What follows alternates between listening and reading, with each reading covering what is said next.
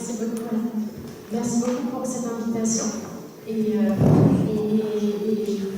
c'est une grande joie toujours de voir Anne et de voir son livre. Et je suis vraiment très heureuse d'être là aujourd'hui. Alors effectivement, je vais vous parler d'un travail de philosophie, mais alors de philosophie sociale, et donc qui a la particularité de se reposer sur des données de terrain. Je vais discuter avec vous d'un travail qui est en cours. Donc il va y avoir une présentation aussi du travail qu'on fait actuellement, des questions qu'on a sur les analyses.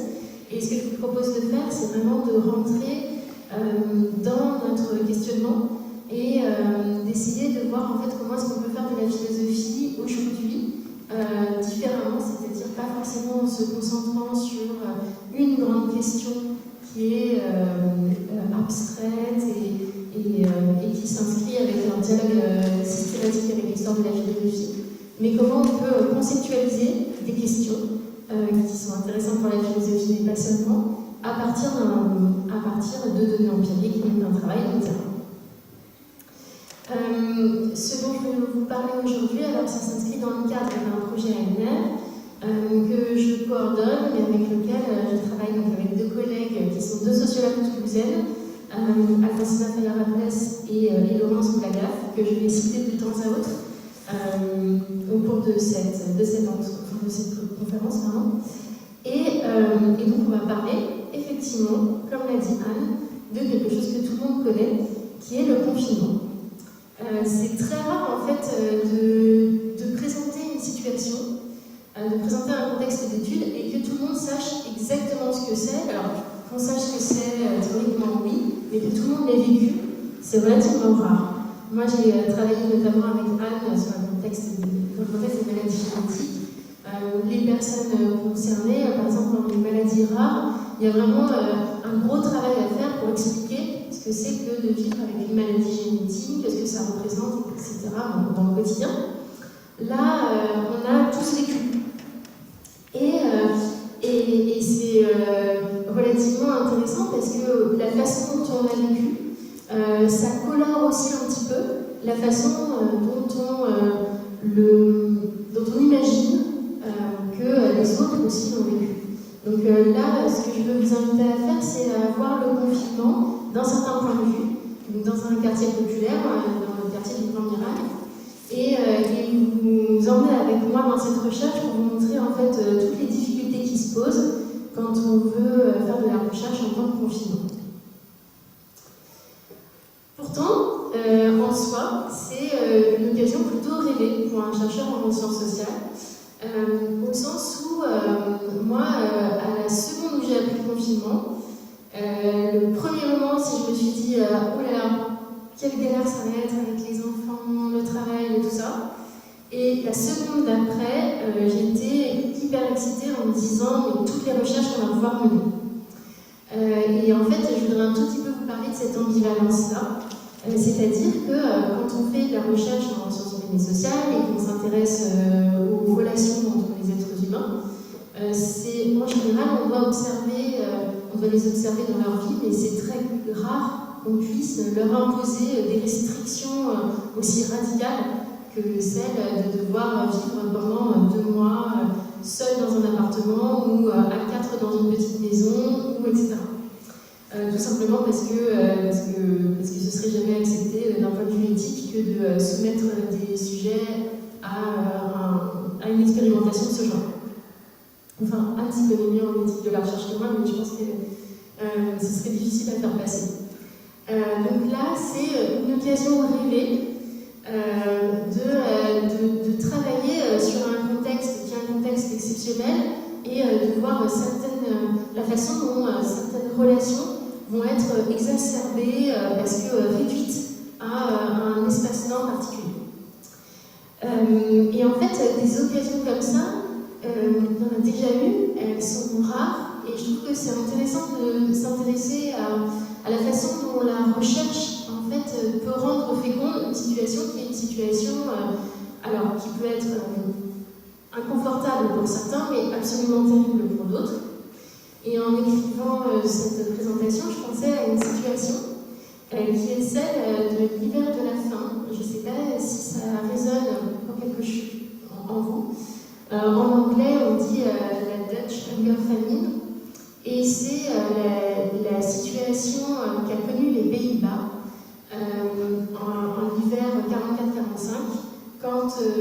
les nazis estimaient que les Pays-Bas ne participaient pas suffisamment à l'effort de guerre et qu'ils ont soumis la population à un blocus terrible qui a créé une famine, là aussi absolument terrible, et qui est notamment à l'origine de la mort de 22 000 personnes. Et en fait,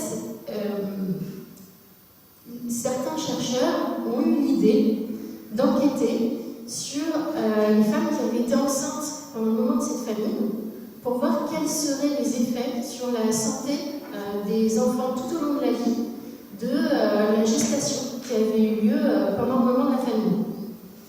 Et cette idée, qui est une idée assez géniale en fait, elle a donné lieu à toute une sous-discipline, alors à la fois de la nutrition, mais aussi des sciences du développement, qui s'appelle les origines développementales de la santé, et qui consiste à étudier les effets de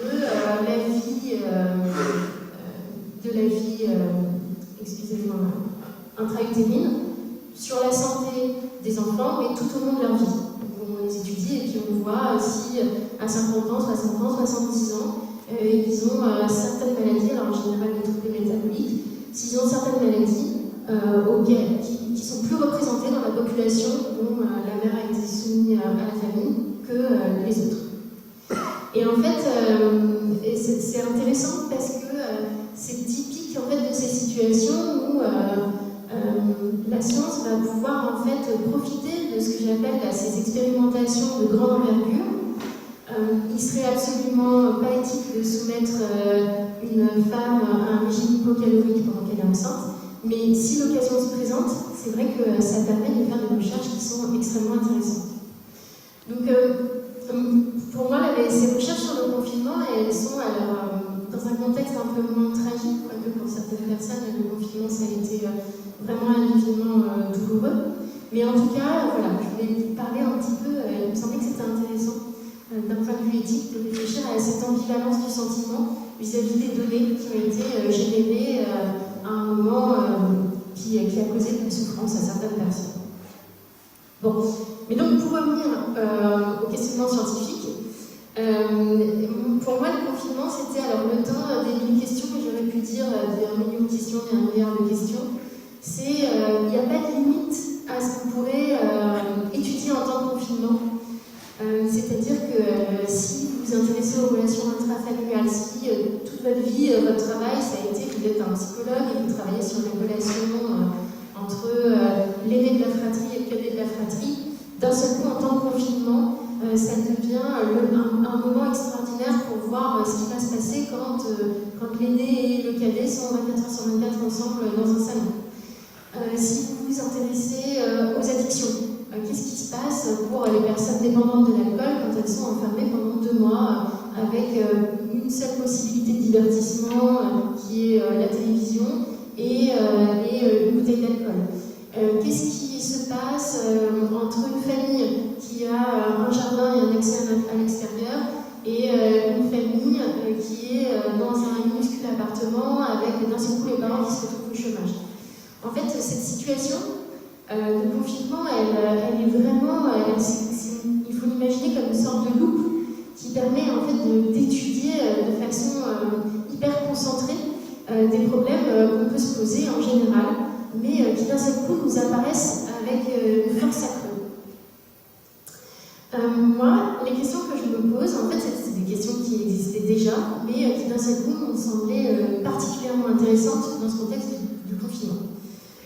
Donc, c'était de me dire que cette mesure, elle avait été présentée comme une mesure universelle, au sens où, a priori, toutes les personnes résidant sur le territoire français y étaient soumises, et que, à partir du moment où on faisait notre part du marché, donc on restait chez nous, sauf 1 heure par jour ou pour aller faire les courses, que c'était, on était d'accord tous pour dire qu'on contribuait à l'effort de la population pour lutter contre le Covid. En fait, ce qui m'intéressait là-dedans, c'était effectivement, en tant que citoyen, on est tous soumis à la même mesure et on contribue tous de la même façon, sauf qu'en tant que citoyen, on est aussi des personnes qui vivons dans un certain milieu, dans un certain contexte. Et en fait, suivant le contexte dans lequel on vit, notre contribution n'est pas la même. La souffrance liée au confinement n'est pas la même, ou inversement, en fait, la joie liée au confinement n'est pas la même. Par exemple, si vous êtes un chercheur et que vous avez d'un seul coup plein de questions de recherche qui s'offrent à vous et du temps pour écrire, et voilà, ça peut aussi être un moment excitant et de joie, voilà.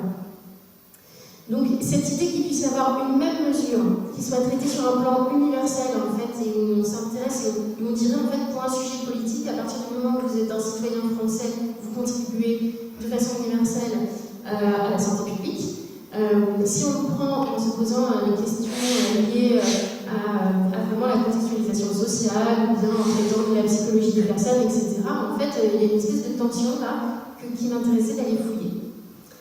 Autre chose qui m'intéressait, alors vraiment pareil, en s'intéressant au confinement lui-même, c'était de chercher à comprendre en fait comment ces mesures étaient reçues.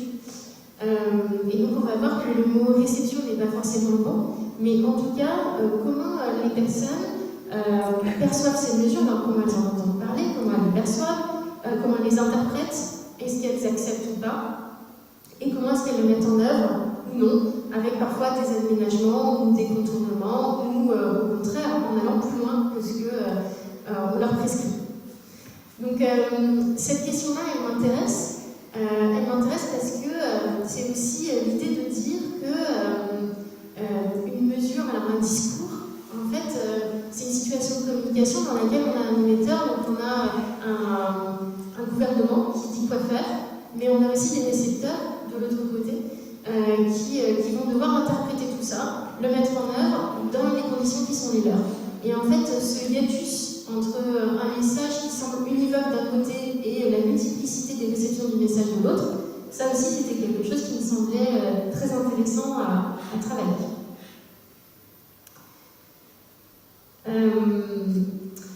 Autre chose, c'est que on était dans des conditions de recherche qui étaient exceptionnelles, donc la vie était exceptionnelle, mais les conditions de recherche aussi. Une difficulté, c'est notamment de savoir en fait comment vous allez faire pour mettre en œuvre un programme de recherche quand vous êtes obligé de rester chez vous. Donc toutes les questions qui se posent, qui sont liées à d'un seul coup, vous avez les enfants qui sont à l'école, comment est-ce qu'on fait au quotidien pour partager sa journée entre s'occuper de ses enfants, prendre soin de ses parents ou de ses grands-parents qui sont à distance, mais à qui il faut apporter, qu'il faut aider dans les circonstances. Et puis en même temps faire votre recherche sur une certaine durée. Je pense que, alors moi je vous parle toujours de mon cas et j'ai conscience que c'est un certain nombre de questions qui sont très générationnelles, alors qu'on n'a pas les mêmes questionnements quand on a 18, 40 ou 53 ou 92, mais je pense que chacun s'est posé d'une façon ou d'une autre ces formes de dilemme.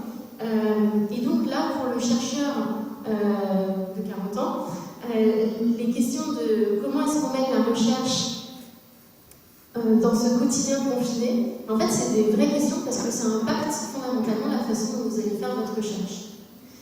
Autre chose, indépendamment des conditions de vie du chercheur, il y a les conditions de la recherche elle-même qui sont que, pour moi, le travail que je fais, c'est un travail qualitatif. Je vais vous dire en deux mots tout à l'heure ce que j'entends par là, mais en gros qui passe par des entretiens et des observations. Les observations, on oublie. Quand on est confiné chez soi, on ne peut pas voir les gens, on ne peut pas aller chez eux, on ne peut pas aller dans les hôpitaux. On reste donc chez soi. Et donc, d'un seul coup, il faut réinventer la façon de faire de la recherche, impliquer les participants différemment, leur demander de nous décrire cet environnement auquel on n'a pas accès, demander aux enfants de nous faire des dessins de leur chambre, demander aux adultes de s'enregistrer à des moments de la journée, et en fait essayer de trouver tout un tas de moyens pour pallier d'un seul coup cette cécité qu'on a, parce qu'on est bloqué chez soi et qu'on ne peut pas accéder au quotidien des gens.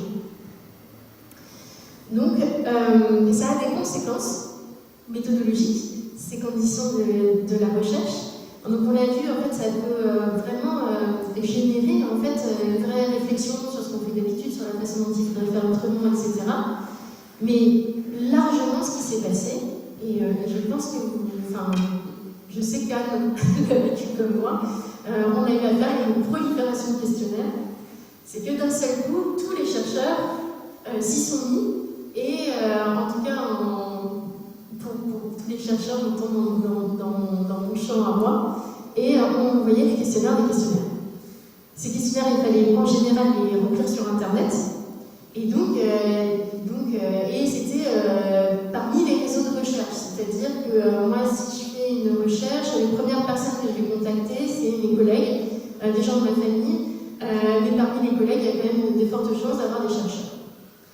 Qu'est-ce que ça veut dire? Ça veut dire que pendant ces 2 mois, on a généré des millions de données sur la vie quotidienne des personnes, mais de quelles personnes? Des personnes qui étaient en général, d'une façon ou d'une autre, soit dans des réseaux de recherche, soit qui avaient eu accès à la recherche par des grands médias, mais en tout cas qui étaient assez aisément accessibles du point de vue de la recherche. La deuxième chose, c'était que c'était des gens qui étaient capables de remplir des questionnaires sur Internet, ce qui demande notamment pour les questionnaires de psychologie, ce qui demande une patience et des compétences particulières. Je dis une patience parce que si certains d'entre vous ont dû remplir des questionnaires de psychologie, en fait, pour des questions de cohérence des résultats, en fait, on vous demande à peu près 25 fois la même chose en changeant un mot. Et donc, voilà, ça demande de prendre un peu sur soi si on veut participer à ces recherches-là. En tout cas, ce qui est sûr, c'est que toutes ces grandes enquêtes qui ont été menées pendant les 2 mois de confinement, c'était des enquêtes par Internet, et donc c'était des enquêtes qui ciblaient une certaine partie de la population.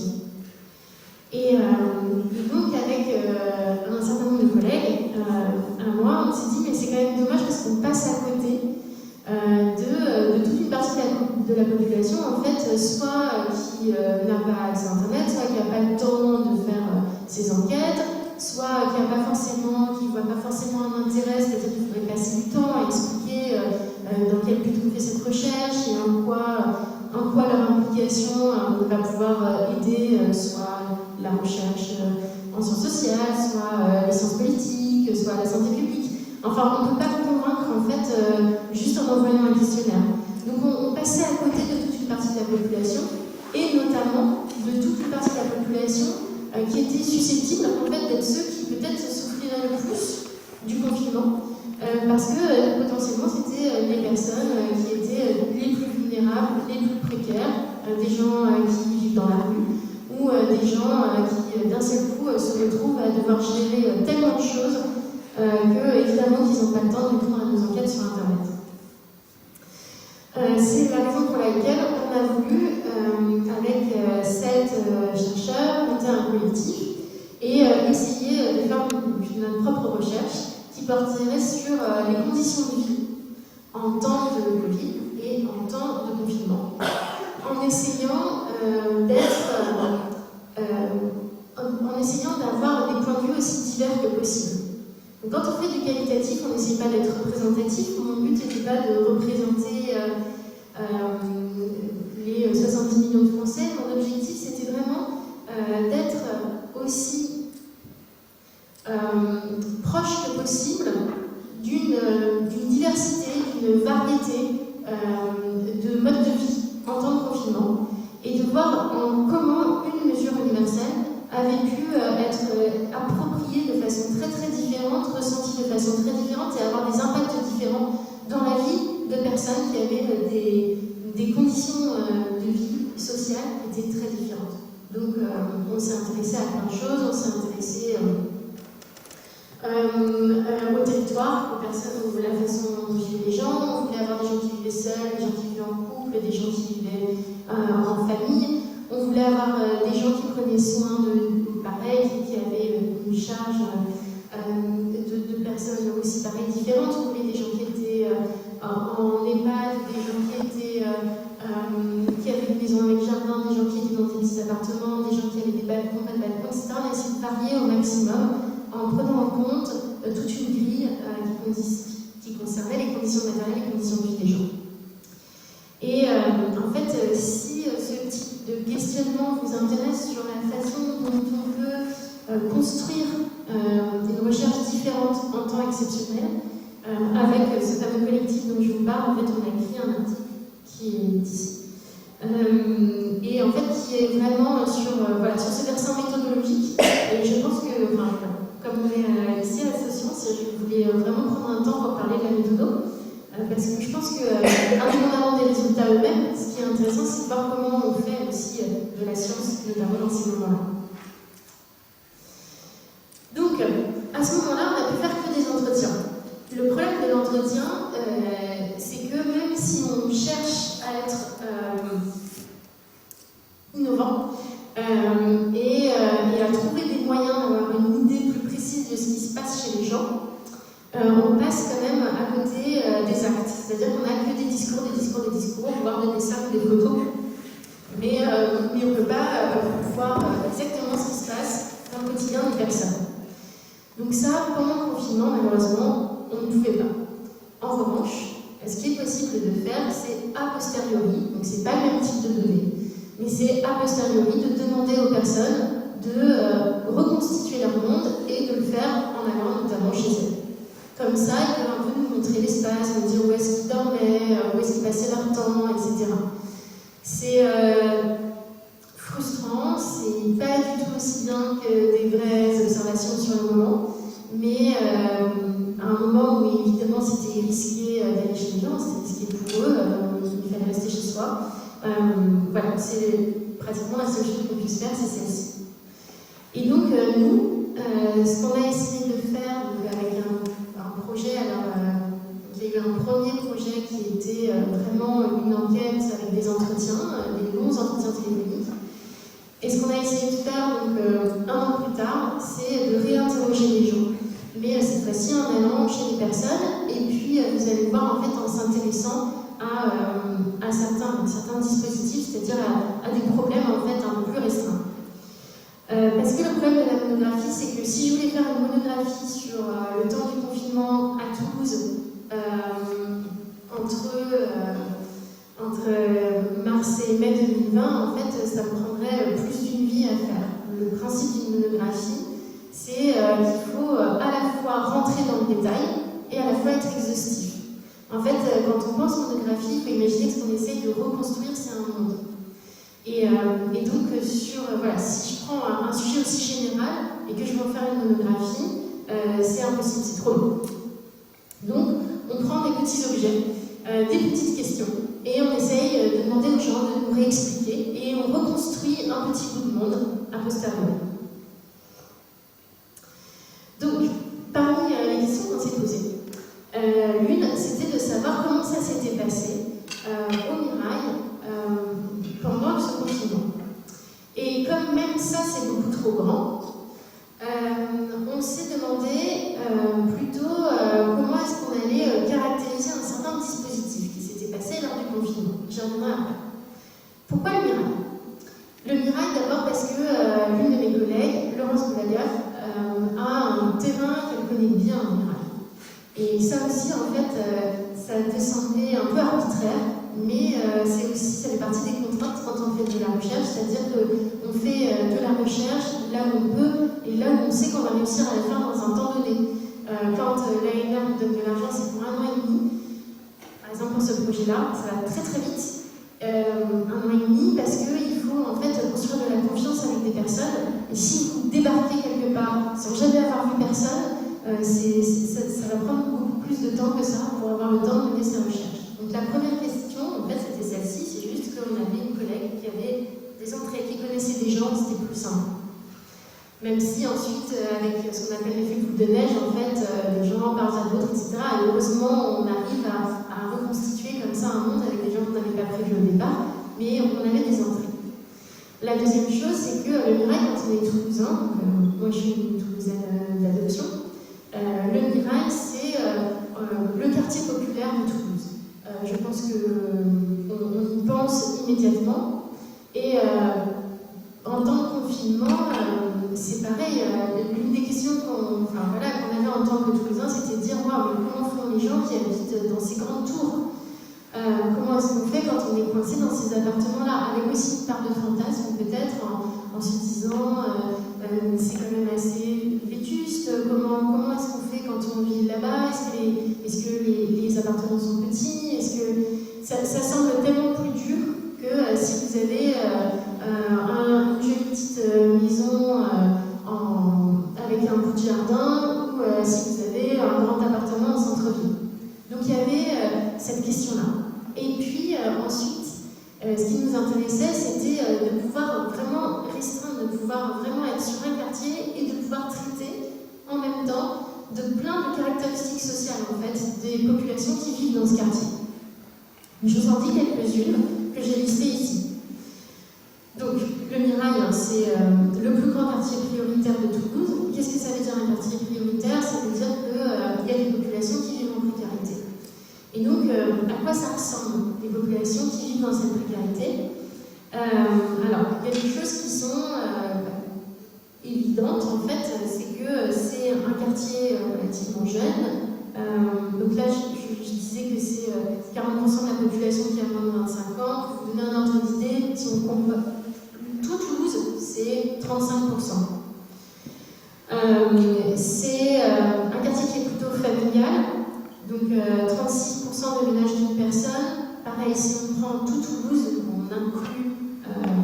on inclut aussi Mirail, mais on prend tout Toulouse.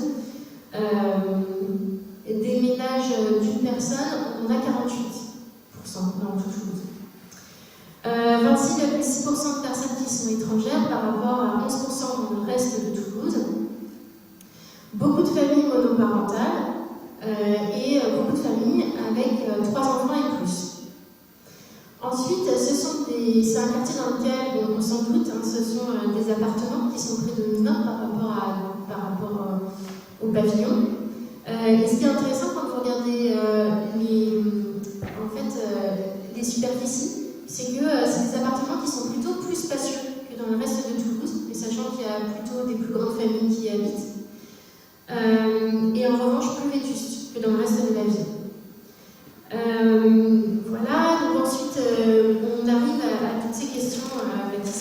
Jusqu'à ici, c'était très démographique, alors c'était aussi lié à des caractéristiques démographiques, mais maintenant, en plus, à tout ce qui va être relevé en fait de la précarité dont je parlais avant, donc un taux d'emploi qui est bien inférieur au reste de Toulouse, un nombre de cadres bien inférieur au reste de Toulouse, et en revanche beaucoup plus de personnes qui touchent le RSA au Mirail. Pour les revenus, il y a une part moindre des revenus des personnes qui vient des activités. Alors, dans l'activité, en fait, on compte le chômage. Le chômage, ça compte toujours comme les personnes actives.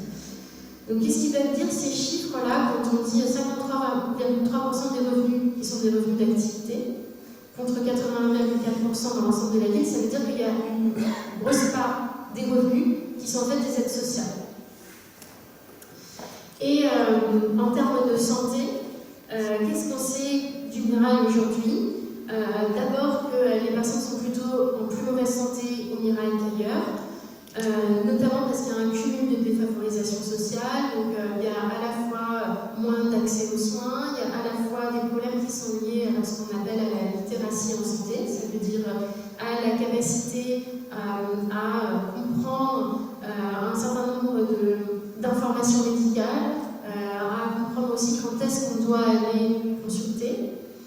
Et puis en plus, une pollution atmosphérique chronique, en fait, surtout toute la partie qui longe la rocade. Ensuite, il y a une grande part de bénéficiaires de la CMU, supérieure à 20%, alors que dans le reste de Toulouse, c'est inférieur à 8%.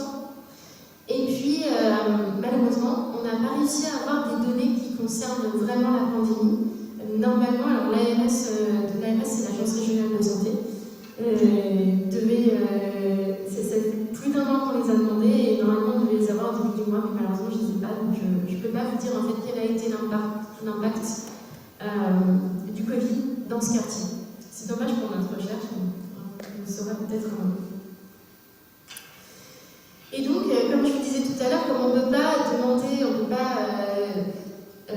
avoir une idée vraiment précise de tout ce qui s'est passé pendant ces 2 mois dans le Mirail, ce qu'on a fait, c'est qu'on s'est penché sur un tout petit dispositif qui était en fait la mise en place d'un dispositif de médiation Covid au Mirail.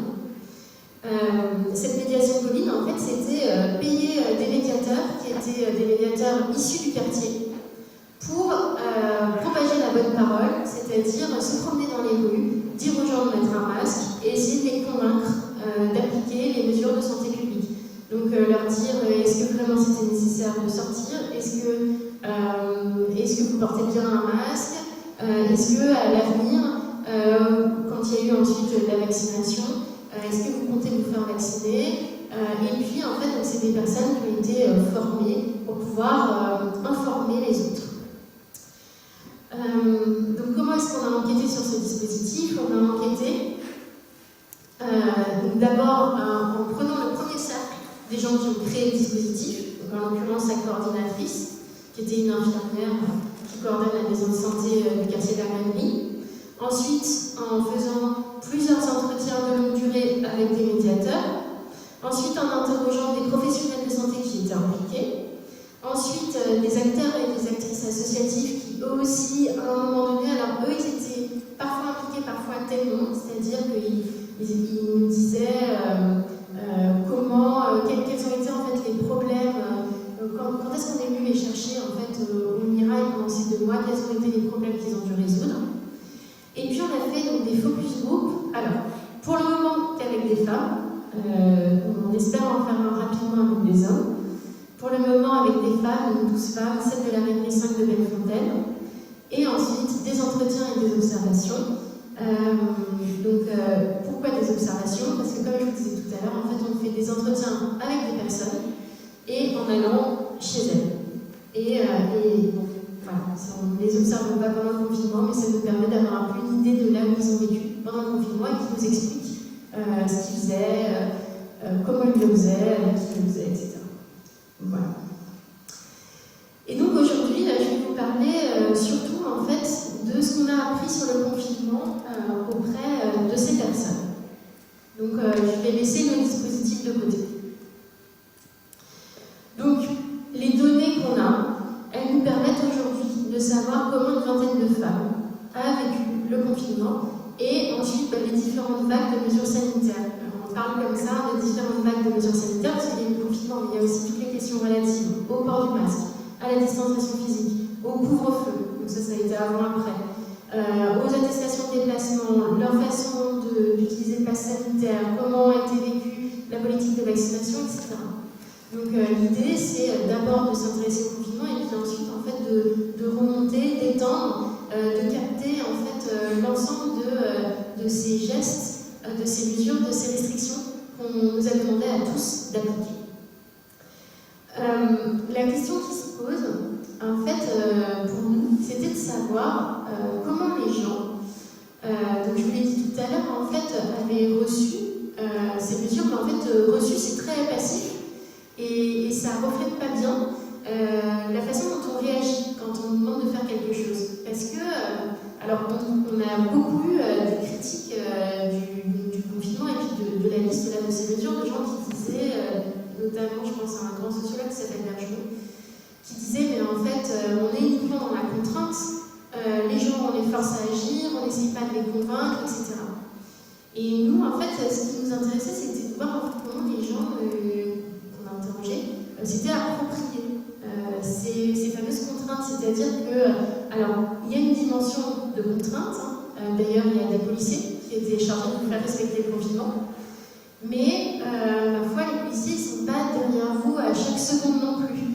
Donc, quelle est la marge de manœuvre des individus? Quels sont aussi les petits aménagements qu'on fait avec soi-même? Quand est-ce qu'on se dit non, mais là, quand même, ça va, je ne prends pas trop de risques? Ou bien, est-ce que vraiment on est convaincu que c'est comme ça qu'il faut faire? Donc, ce qui nous a intéressé, c'était ça. Alors, ça vaut pour tout le monde. Dans notre première enquête qu'on a fait, on avait des gens du quartier de centre-ville comme des quartiers populaires, et on a tous eu ces petites discussions internes avec nous-mêmes pour voir où est-ce qu'on mettait la barre du respect des mesures.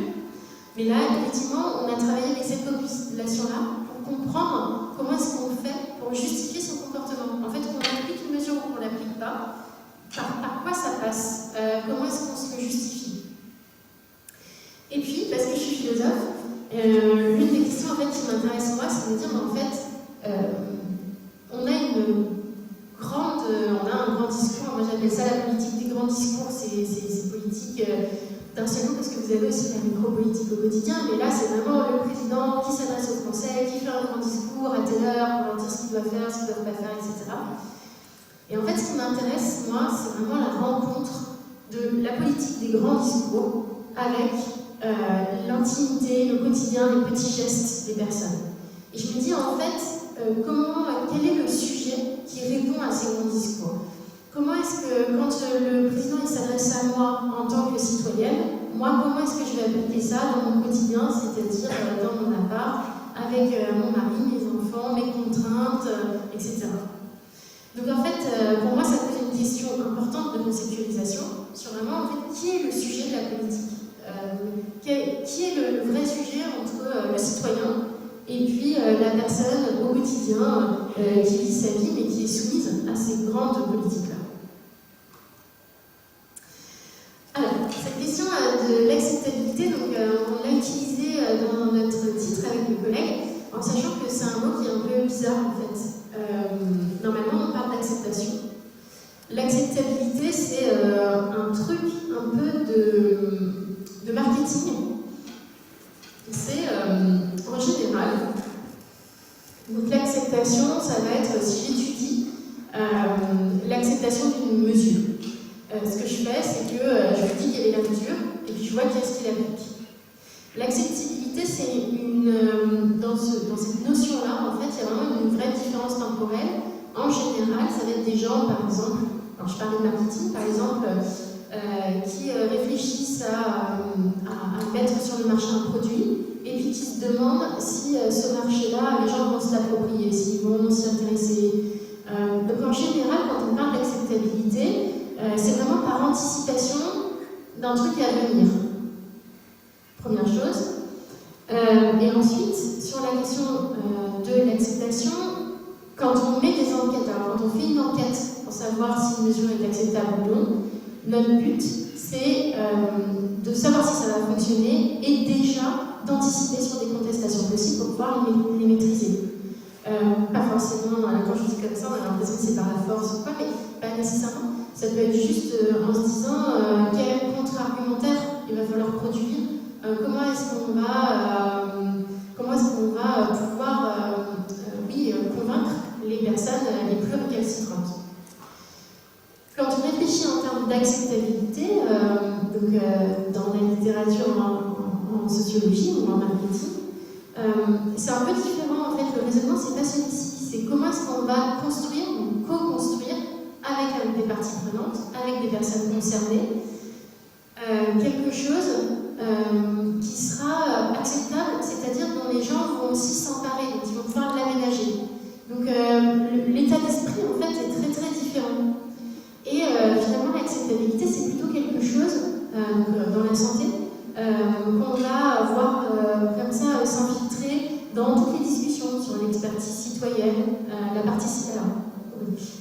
l'expertise profane, je me suis trompée, la participation citoyenne, la démocratie sanitaire, donc en fait tous ces mots-là aujourd'hui avec lesquels on essaye de penser la santé publique et où on essaye de prendre en compte le fait qu'une personne qui reçoit un message de santé publique, c'est pas seulement quelqu'un de passif, c'est aussi quelqu'un qui en fait quelque chose. Et donc autant prendre ça dès le début en compte pour essayer de faire des mesures qui fonctionneront le mieux possible.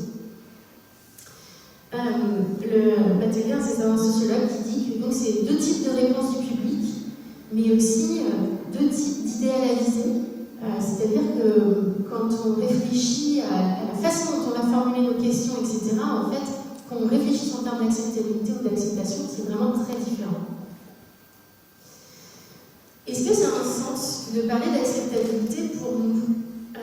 D'abord parce que dans le cadre de la recherche dont je vous parle là, les choses elles ont déjà eu lieu. Donc c'est un peu bizarre de se dire, ok, c'est en général l'acceptabilité, c'est pour réfléchir à quelque chose qui aura lieu.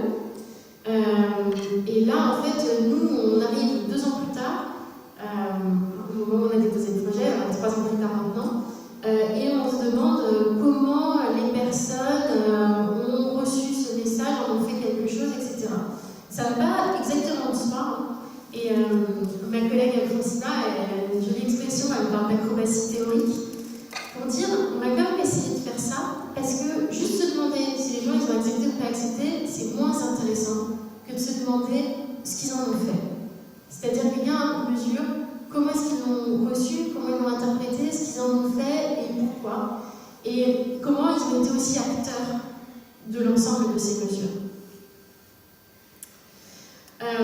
Et donc un dernier rappel sur le fait que dans les études que je fais moi, en fait on ne cherche pas la représentativité, on ne cherche pas la reproductibilité, on ne cherche pas la standardisation des mesures d'acceptabilité. Donc notre but en fait, c'est pas de proposer une échelle d'acceptabilité, donc pour mesurer l'acceptabilité des gens en tout lieu, en permanence et clé en main. Malheureusement je suis incapable de faire ça. Nous, notre but, c'est pas ça, nous, c'est vraiment de réfléchir au comment, c'est-à-dire à la façon dont des gens s'approprient des mesures. Enfin, je vous disais qu'il y avait une dimension pour moi philosophique et conceptuelle, donc je vais y revenir tout au long. C'est de penser en fait qui est la personne, qui sont quand le gouvernement s'adresse à moi pour me demander de mettre en place telle ou telle mesure dans mon quotidien, à qui s'adresse exactement. Et donc, la question, c'est de dire, en fait, comment est-ce qu'on pense l'individu face aux mesures sanitaires. Pour moi, qui travaille en philosophie sociale, en fait, la première étape pour réfléchir à ce problème-là, c'est de se dire, c'est de reconnaître qu'il n'y a pas d'individu. Il n'y a pas d'individu au sens où, certes, on s'adresse à moi par un médium politique en tant que citoyenne, mais une citoyenne, ça n'existe pas de façon abstraite. Un citoyen n'existe pas de façon abstraite. Et donc, il va falloir systématiquement que je pense aux relations qu'entretiennent les individus avec un territoire, des institutions et des individus. En fait, qui applique quoi la question se pose tout le temps en ayant en tête de se dire que c'est pas l'individu qui prend ses décisions comme on parle parfois de l'homo economicus, c'est-à-dire d'un individu qui serait capable de penser très stratégiquement à quel est son intérêt, quel est l'intérêt de la population à chaque seconde de la journée, mais on prend des décisions par rapport à notre histoire, par rapport à un certain nombre de choses qu'on voit passer devant nous. Et puis en ayant une relation avec des gens très proches de nous, avec des gens très éloignés de nous, par exemple le gouvernement, et par rapport à des institutions. Qu'est-ce que c'est que la santé? Qu'est-ce que c'est que la politique? Qu'est-ce que c'est la santé publique pour chacun d'entre nous? Et d'ailleurs, en fait, ce que je dis comme ça pourrait sembler un peu... un truc un peu... un peu gauchiste, un peu comme ça, ça n'existe pas, mais en fait, de facto, quand vous êtes sur le terrain, en fait, vous ne parlez pas, pardon pour la virgule mal placée, vous vous adressez pas à des collectifs, et vous vous adressez pas non plus à des personnes abstraites, en fait, vous vous adressez à des personnes qui vous invitent chez elles, et puis d'un seul coup, il y a la voisine qui toque à la porte, et puis d'un seul coup, il y a le mari, je pense au mari parce qu'on a très peu d'hommes pour le moment, on est juste 2, qui allume la télé, et puis hop, c'est quelle chaîne qui regarde, et etc., etc. Donc en fait, à aucun moment, même les personnes les plus seules que vous pouvez imaginer, elles sont abstraites. En fait, c'est vraiment ça l'idée. C'est que vous êtes de toute façon systématiquement insérés dans un réseau de relations, et en fait, nous, c'est ça qu'on va essayer de capter. Donc en fait, les personnes, on s'est rendu compte qu'elles justifiaient la façon dont elles s'appropriaient les mesures sanitaires. Peu importe qu'elles fassent ou qu'elles ne fassent pas, on y reviendra. Mais la façon dont elles le justifient, on a vu que c'était souvent en mettant en avant une certaine forme de relation qu'elles ont avec d'autres. Voilà.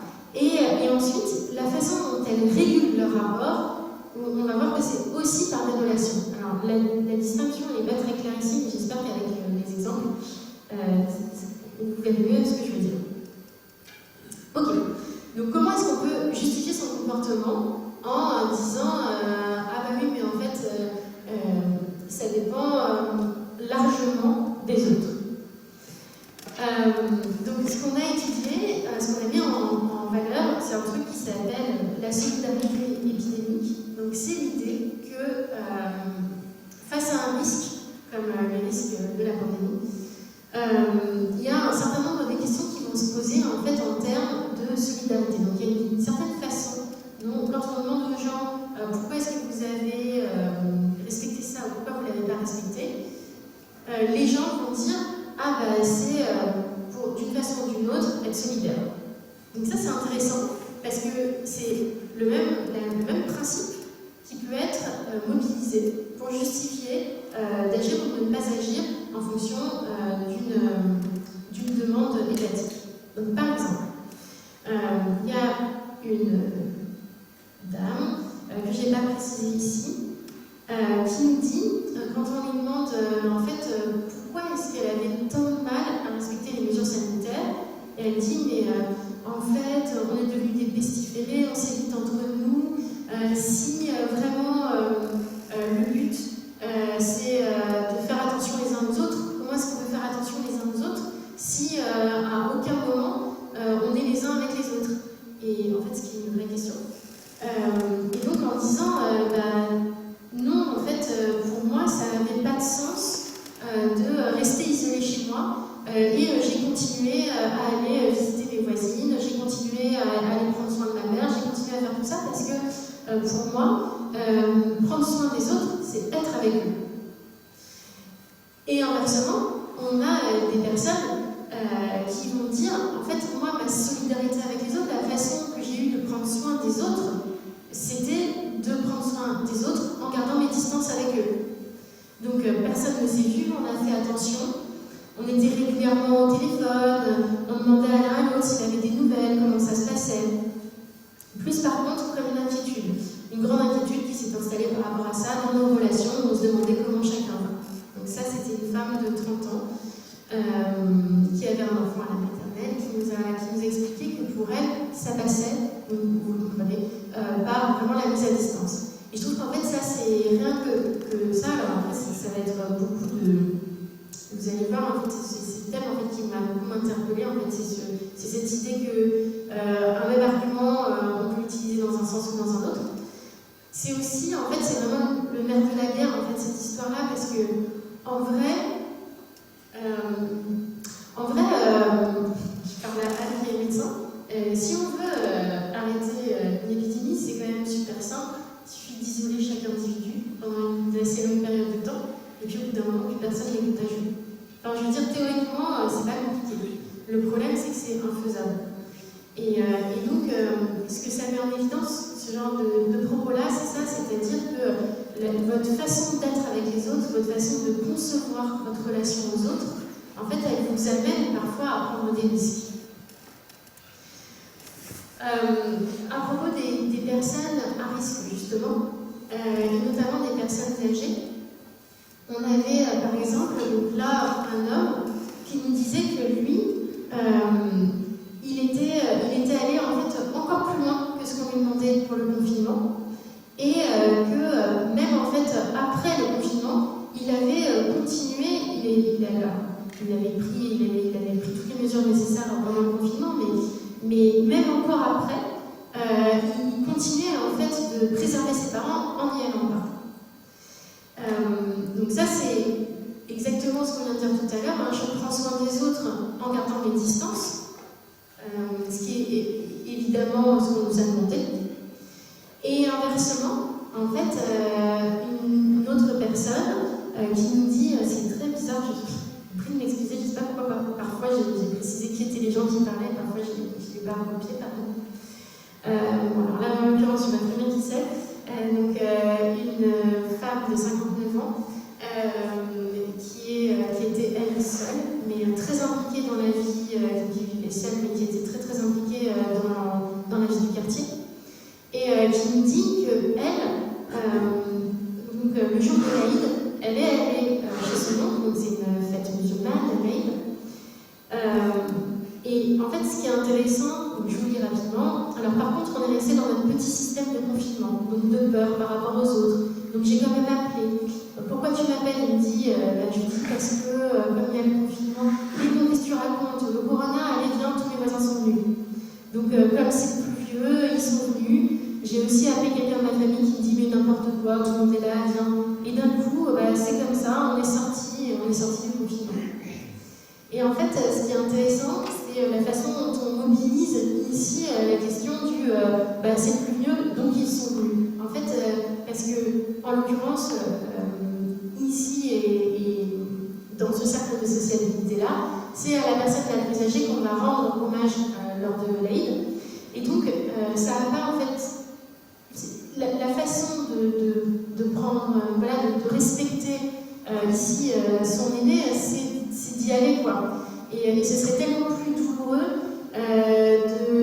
pour la personne qui nous expliquait ça, en fait, de le considérer, de faire passer en fait le risque sanitaire avant le respect qu'on lui doit. Donc, ce qui m'intéresse ici, c'est de dire que pareil, en fait, la catégorie de personnes à risque, alors cette personne-là, en plus, c'est quelqu'un qui travaille dans la santé, c'est quelqu'un qui comprend tout à fait, qui ne voulait pas y aller, mais son respect pour la tradition et son rapport, le mot m'échappe, mais le respect qu'elle éprouve en fait envers les personnes âgées fait que ça prend le dessus dans cette situation-là. Ensuite, une question qui nous a pas mal intéressé, c'était celle du eux et du nous, donc la façon dont les gens mobilisaient en fait ces catégories-là. Et pareil, en fait, pour justifier de leur comportement. Donc parfois, ils nous parlaient des autres qui habitent loin. Et notamment, alors, puisqu'on avait affaire à une population, souvent qui avait des origines maghrébines, c'était intéressant la façon dont ils nous disaient qu'ils étaient, dans les deux focus groups, c'était passé de la même façon, des femmes qui étaient des focus groups, je n'ai pas expliqué rapidement, c'est en fait des groupes de discussion. Nous, on mène la discussion, on pose des questions, et puis les personnes interagissent entre elles et nous répondent. Et donc, à chaque fois, en fait, ce qu'on nous a dit, c'est qu'elles étaient très reconnaissantes de la façon dont ça s'était passé en France, puisque elles étaient en contact avec de la famille dans différents pays du Maghreb, et que le retour qu'on leur avait fait, c'est que la situation était bien moins gérée. Donc là, c'était intéressant parce que le eux et le nous, c'était entre ceux qui habitent en France et ceux qui habitent ailleurs, et c'était pour mettre en valeur la façon dont ça s'était passé en France. Mais le eux et le nous, ça peut aussi être pour rendre compte de rapports, par exemple, entre le quartier, donc en l'occurrence le Mirail, et le centre-ville. Donc là, le nous, c'est nous au Mirail, et le centre-ville. Et le eux, c'est le centre-ville. Et donc là, par exemple, ce que nous disaient les gens, c'est nous, on respectait vraiment, mais eux, donc en centre-ville, on les voyait, ils se faisaient la bise, ils faisaient leur sport. Donc ça, c'est revenu beaucoup, les gens qui faisaient du footing, alors que eux, ce serait jamais autorisé ça. Ils se disaient bonjour tout le temps, ça a rendu beaucoup de personnes malades. Et les gens, ils le disent, on dit toujours que c'est les pauvres qui ne respectent pas, mais si nous, les pauvres, on respecte, parce qu'on n'a pas les moyens de se soigner, des fois. Tandis que les riches, ils ont les moyens, c'est pour ça qu'ils se croyaient intouchables, ils ont fait n'importe quoi. Tandis que dans les autres quartiers, où il y a des gens aisés qui habitent, je trouve qu'on ne respecte pas trop la loi, etc. Donc ça, c'était un homme de 34 ans qui vivait avec ses grands-parents et qui, alors lui, était hyper respectueux de toutes les règles, à tel point qu'il est devenu un médiateur Covid.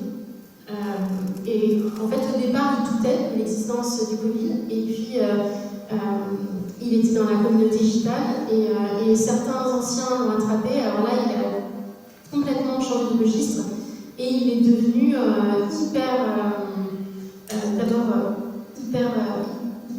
j'ai envie de dire croyant, parce qu'en fait, c'était assorti de tout un discours religieux.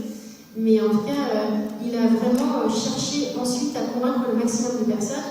Et donc, il nous disait tout ce qu'il avait fait pour prendre soin de sa communauté.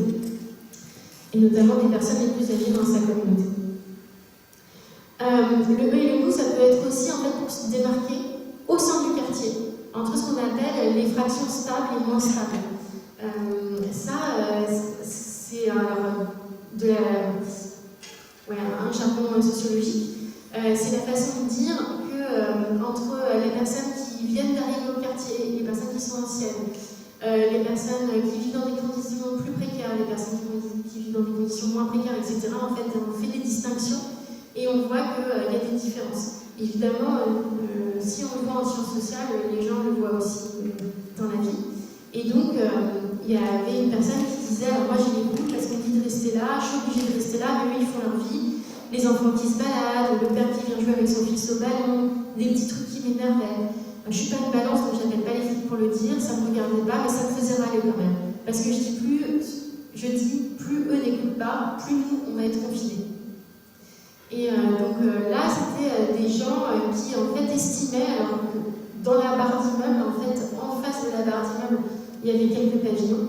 Et donc, tous les gens sont du quartier, mais ils estimaient que les gens qui vivaient en pavillon, en fait, respectaient beaucoup moins que ceux qui étaient en immeuble. Et puis, comme ils se voyaient que ça se faisait en face à face, voilà. Et puis, il y a des distinctions générationnelles. Et avec des gens, pareil, qui mobilisent le eux et le nous. Donc là, en l'occurrence, une femme de 33 ans qui dit « Bon, bah voilà, les jeunes, eux, ils respectent rien. » Donc là, en fait, ce qui est intéressant, c'est de se dire que dans ces discussions de « je respecte pas », en fait, c'est difficile de ne pas mobiliser les autres, en général ceux qui ne respectent pas, pour se distinguer. Mais pas tout le temps, comme j'ai dit au début, ça peut aussi être au contraire, pour dire que quelque chose est bien pris en charge, etc. Mais c'est pas forcément ça. Mais là, était récurrente cette logique de distinction. Et en sociologie, il y a un sociologue qui dit que les classes populaires ne sont jamais libérées du jugement d'autrui, réel ou imaginaire. Et en fait, c'est intéressant parce qu'effectivement, on voit que c'est comme s'ils étaient tout le temps jugés par d'autres et que donc ils étaient systématiquement en train de se justifier qu'eux, ils étaient bien par rapport à d'autres. Et pour autant, il y a aussi une dimension de compréhension. Je passe un peu plus parce que ça donne rien à la fin. Sur cette question de compréhension, c'était pour dire que ce discours, en fait, il est quand même aussi souvent assorti par un fait qu'on comprend que c'est difficile aussi pour les autres. Voilà. Donc, maintenant, donc ça, on a vu en fait comment on justifiait le registre de ce qu'on fait ou ce qu'on ne fait pas par rapport aux autres. Et une autre question en fait qui est très proche, qui nous a intéressés, c'est la façon dont il y a d'autres types de relations en fait qui vont soit poser des contraintes, soit offrir des opportunités, et qui vont en fait elles-mêmes être à l'origine d'actions. Un discours qui est beaucoup revenu dans ce quartier, c'était la question de la présence policière. Donc déjà, de manière générale, en fait, c'est plutôt des quartiers où on a une présence policière qui est accrue par rapport au centre-ville. Plusieurs personnes nous ont dit bah, ça se comprend, c'est normal qu'il y ait plus de policiers. On nous disait, mais là, quand même, pendant cette période-là, il y avait quand même beaucoup plus de policiers encore que d'habitude. Et je trouve ça intéressant parce qu'il y a aussi des personnes qui disent, notamment quand on avait des focus group, qui disaient mais est-ce que c'est pas parce que comme il y avait personne, à part les policiers, on avait l'impression qu'il y avait plus de policiers que d'habitude, mais en fait, peut-être pas. Donc ça, je trouve ça intéressant parce que ça pose aussi la question vraiment de la perception de tout ça. C'est-à-dire qu'effectivement, d'un seul coup, si les seules personnes qui se baladent dans la rue, c'est les policiers, on a l'impression qu'il n'y a qu'eux et que, voilà. Ça peut être aussi pas loin d'être un effet d'optique. En l'occurrence, je ne me suis pas renseignée sur la présence ou non accrue. Il faut qu'on le fasse. On essaye notamment d'interroger des policiers. On devrait avoir des policiers généraux, on devrait avoir des entretiens bientôt, et pour savoir si effectivement c'était le cas ou pas. Donc, quand on demandait aux femmes, notamment dans ces focus group, toutes, elles s'étaient faites contrôler par la police.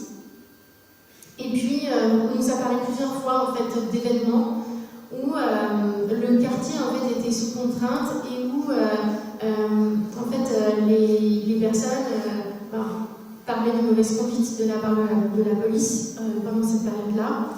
Donc, par exemple, cette femme qui nous dit « mais les CRS n'ont demandé aucune attestation ».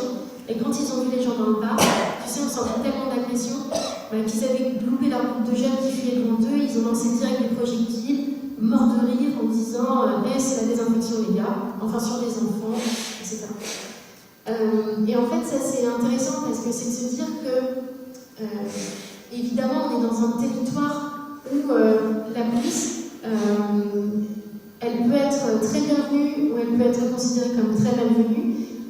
Et donc, la raison pour laquelle en fait, cette dimension-là nous intéresse, c'est parce que dans le centre-ville, il y aurait pu avoir, je ne sais pas si c'est vrai, mais peu importe, c'est pas important, mais que le rapport à la police aurait sans doute été différent parce que les relations du quartier avec la police s'ancrent dans le temps, dans le territoire, etc.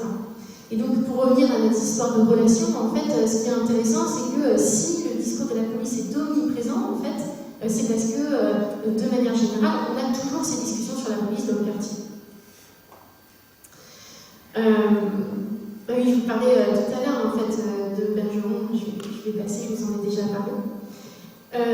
Et puis, qui sont aussi les personnes, en fait, qui ouvrent des opportunités ou qui imposent des contraintes. Quelles sont ces relations-là? Donc, on sait qu'il y a eu un grand rôle des associations de quartier, donc on s'est pas mal entretenu avec eux. Ils ont notamment joué un rôle pour permettre de faire distribuer les attestations de sortie, parce qu'on peut vouloir en fait respecter la loi, mais ne pas en avoir les moyens. Et donc, il fallait qu'il y ait quelqu'un pour imprimer en fait les attestations de sortie, pour écrire les horaires, les dates, etc. Donc, ça se faisait notamment par les associations sur place. Ensuite, ils ont aussi aidé dans tout ce qu'ils appellent l'aide humanitaire, donc pour l'aide alimentaire, aussi en soutien à la scolarité. Et donc, c'est notamment, en fait, ils ont organisé certaines courses pour les personnes qui, d'habitude, avaient des enfants qui venaient de loin pour leur apporter les courses, et puis là, qui ne pouvaient plus venir. Donc, en fait, c'est toutes ces actions qui ont, en fait, facilité le respect des mesures. Et puis, au-delà de la question des associations, il y a la question de l'entraide familiale. Notamment, alors on parle souvent de la façon dont les parents se sont occupés des enfants, mais je voulais aussi parler ici, que je trouvais assez intéressant, de la façon dont une mère avait été très protégée par ses filles et par son mari. Donc, cette femme nous dit qu'elle a des problèmes de santé, effectivement, et que ses enfants lui disaient « Mais non, mais tu sors pas, tu fais quoi? Non, c'est moi qui vais acheter, ben tu sors pas. » Et puis même quand elle a voulu aller voter, on lui a dit non.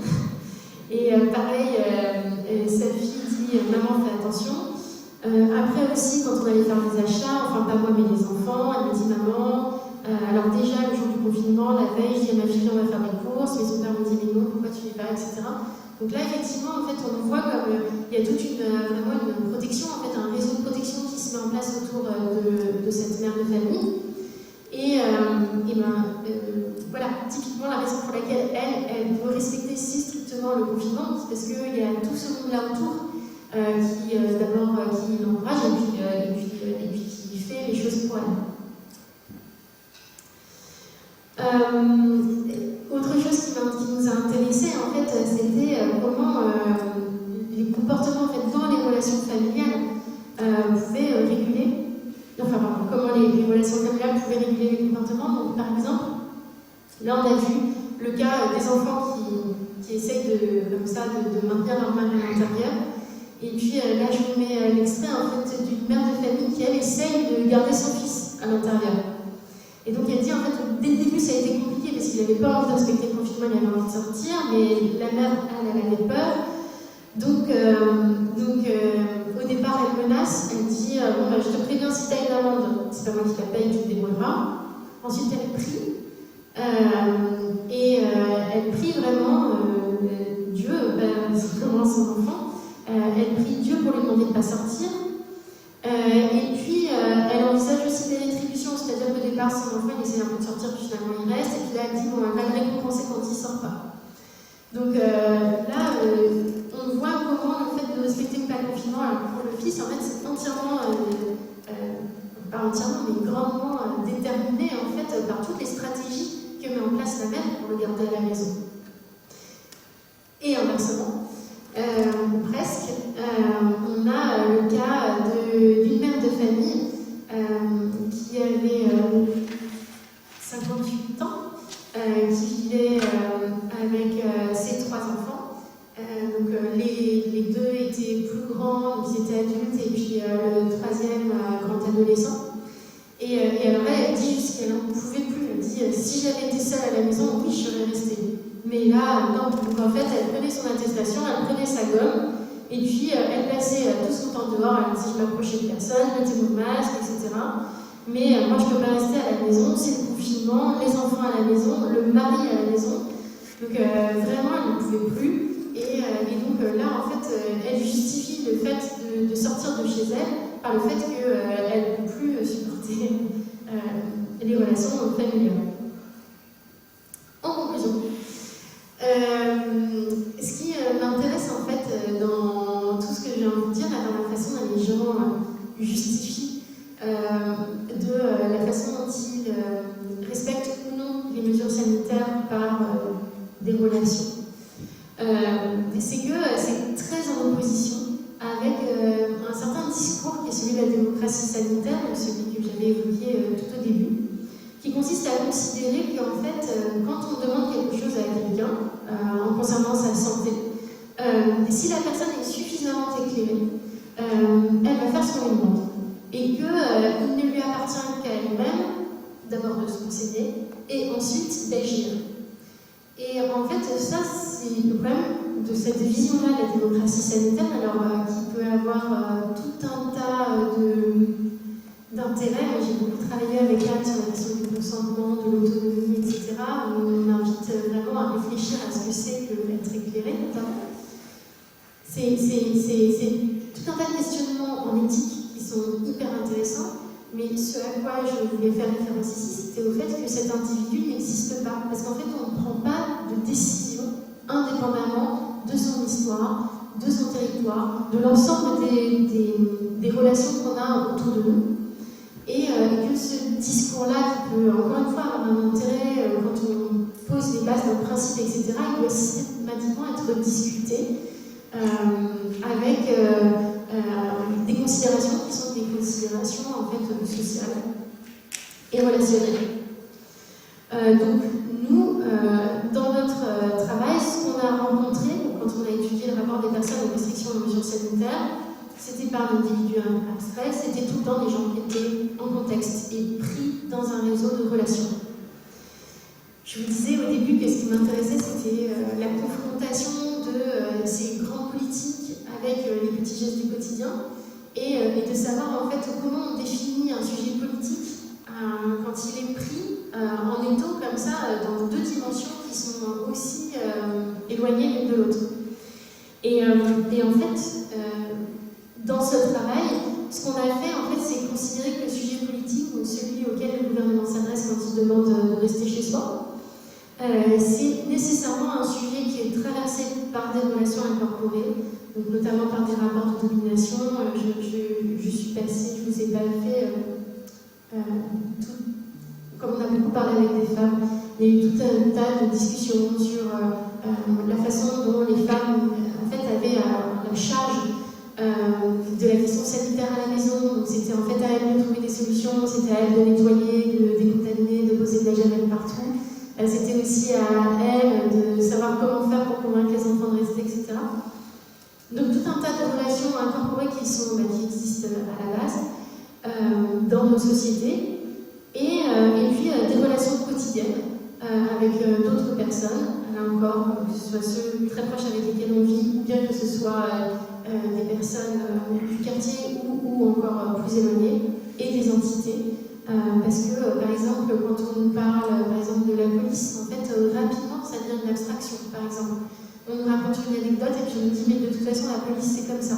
Donc, il y a quelque chose qui est substantialisé et qui ne fait plus appel vraiment aux personnes, mais qui évoque tout un discours et toute une histoire des relations du quartier, notamment avec la police. Ça marche aussi avec les hôpitaux.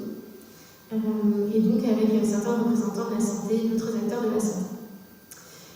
Je vous remercie, j'espère que j'ai Et encore une fois, merci d'avoir laissé l'opportunité de vous parler aujourd'hui.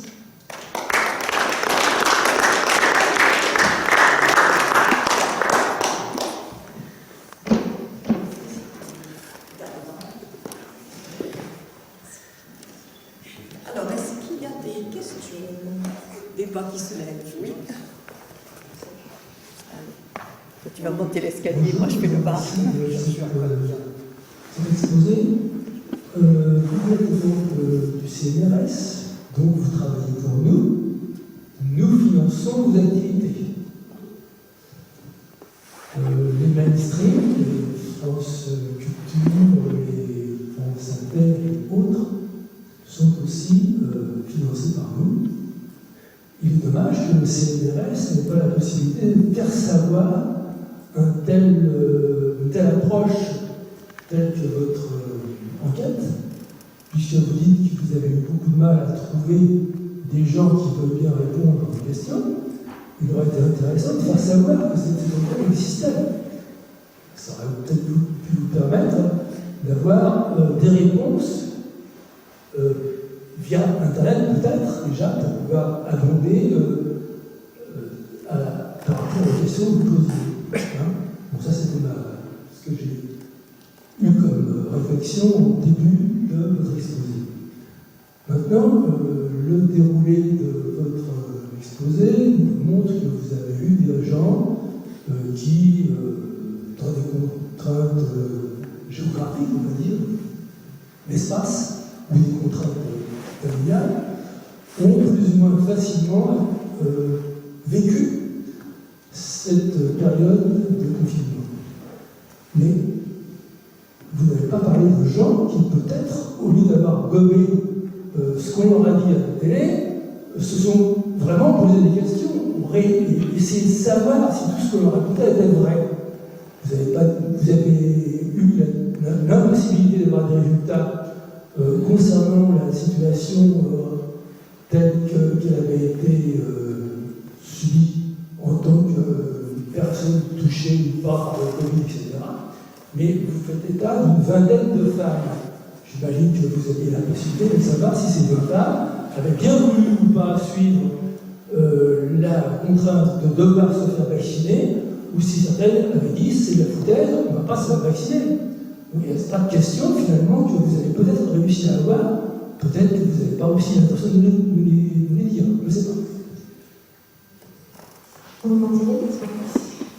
Merci pour la question. Alors, sur la première enquête, en fait, mon problème, pour être honnête, c'est qu'on est parti de nos réseaux et on a posté sur Internet des annonces pour demander aux gens de répondre.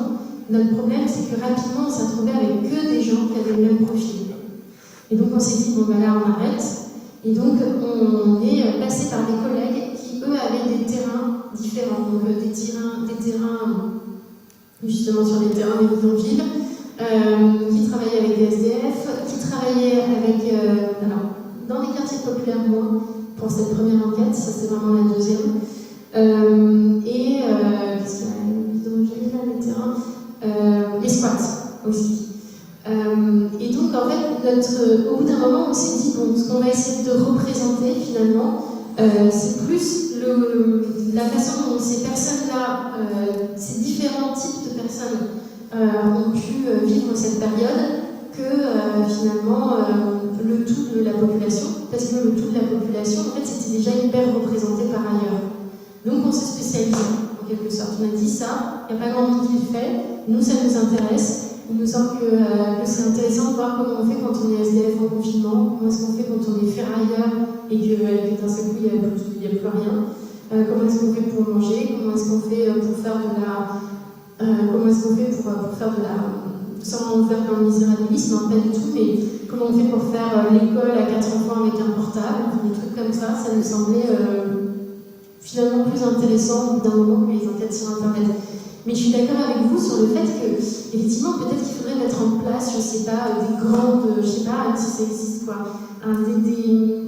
je sais pas, des trucs, des grands portails sur Internet où on présenterait plein d'enquêtes, ce dont on aurait besoin, besoin, et puis des gens qui ont du temps, ou qui sont altruistes, ou qui veulent participer à la science, etc., pourraient se connecter et puis participer. Ce serait intéressant. Je ne crois pas que ça existe. Ça passerait beaucoup mieux que des enquêtes qui sont faites par téléphone, où généralement on veut vous poser des questions, et bon, bah, ça va comme ça. Donc là, si on est chez soi, on prend le temps pour répondre, si c'est intéressant, si on juge intéressant, et à ce moment-là, on essaye de vraiment donner des réponses. Et je vais dire un truc en réaction avec ce que ta réponse. J'ai suivi aujourd'hui, c'est un hasard, toute une conférence sur la science ouverte et ce qu'on appelle la citizen science, la science auquel participent les citoyens. Il y a vraiment beaucoup de dispositifs. Ah oui, c'est ça. Et bon, il y a eu des projets européens entiers là-dessus, avec des comparaisons de ce qui se faisait dans le type. Donc il y a peut-être des sources à faire sur pas se confiner, c'est qu'à le dire, je le fais exprès, à de la méthodologie, comment on peut, c'est la méthodologie classique, comment on va s'en écarter un peu à cause du fait que tu nous as bien écrit. Et finalement, il y a d'autres façons de procéder. Oui, c'est vrai.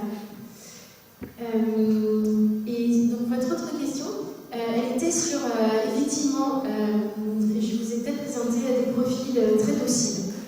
Alors, peut-être aussi parce que c'était des profils féminins et des femmes d'un certain âge aussi, en majorité. Ce qui se passe, c'est que dans notre enquête, alors celle dont j'ai effleuré, mais je n'en ai pas parlé, sur la médiation Covid, là, ce qui est super intéressant, c'est qu'on a des médiateurs qui nous disent que, en gros, quand ils se promenaient, ils se faisaient limite agresser dans la rue par des gens qui leur disaient non, mais en fait, vous êtes là pour nous imposer un truc, de toute façon, nous, on n'y croit pas. Et alors, il y a la version complotiste, il y a la version de toute façon, quoi qu'il arrive, si un jour il y a des vaccins, ce ne sera pas pour nous. Ensuite, quand il y a eu les vaccins, c'était de dire non, mais s'ils vont les tester sur nous, mais voilà. Donc il y a eu, en fait, on a eu accès par eux à tout un tas comme ça de discours qu'on ne dit pas forcément à nous, qu'on ne confie pas forcément à nous, et notamment parce que nous, on représente, comme vous disiez, en fait, on représente aussi l'État. Donc voilà. Donc on a eu un premier accès à ces discours-là grâce aux médiateurs Covid qui ont sans forcément subir des agressions, mais par exemple, ils ne sortaient pas tout seuls dans la rue. Ils étaient plusieurs. Voilà. Pourtant, c'était un quartier qu'ils connaissaient.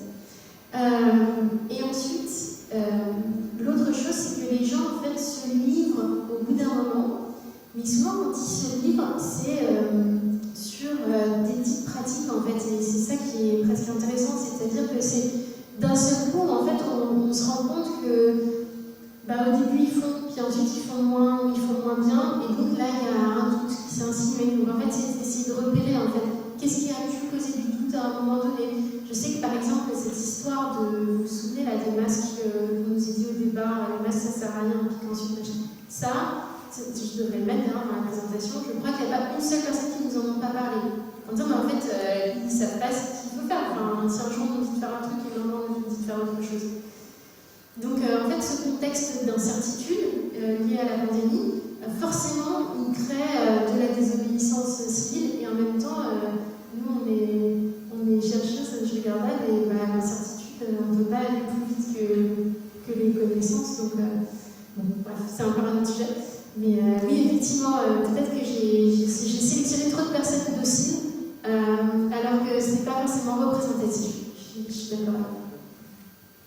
Merci.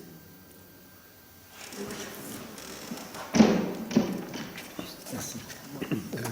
Là, il y avait là, et puis après.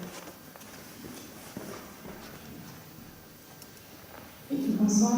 Sans petite question, dans un premier temps. Votre étude a été mandatée, si j'ai bien compris, et financée du coup, ça je ne parle CNRS, et par d'autres entités, entre guillemets, ou pas? Alors, elle n'est pas mandatée. Ce qui se passe, c'est qu'il y a eu un appel. Alors, en fait, l'agence principale de financement française, ça s'appelle l'ANR. Donc, en général, c'est la grande agence qui finance les projets de recherche. Et au moment du confinement, ils ont proposé des financements. Alors ça s'appelait l'ANR Flash, il fallait répondre très très vite. Et des financements sur plein de questions liées à la fois au confinement, mais aussi liées au virus, liées en fait à plein de dimensions de recherche de la pandémie. Et nous, on a construit notre recherche, donc personne ne nous l'a demandé, c'est nous qui l'avons construite. On l'a soumise à cette agence, et effectivement, cette agence a accepté de nous financer. Donc ils ont une enveloppe, un budget, et ils le distribuent entre les personnes qui décident de financer. Et ensuite, le CNRS, lui, ce qu'il fait, c'est qu'il paye mon salaire. Mais en revanche, il ne paye pas la recherche. Donc les personnes qui ne sont pas au CNRS, qui travaillent avec moi, elles doivent être financées par quelqu'un d'autre. Et ensuite, tout le matériel qu'on utilise, à chaque fois qu'on doit dépenser de l'argent, alors là, c'est des recherches qui ne coûtent rien. Parce qu'il y a beaucoup de choses qui sont au téléphone, etc. Mais bon, je pense que les ordinateurs, il y a un ordinateur pourri, mais parfois, il faut acheter un ordinateur, etc. Bref, tout ça, effectivement, c'est du financement effectivement, de ce type d'agence.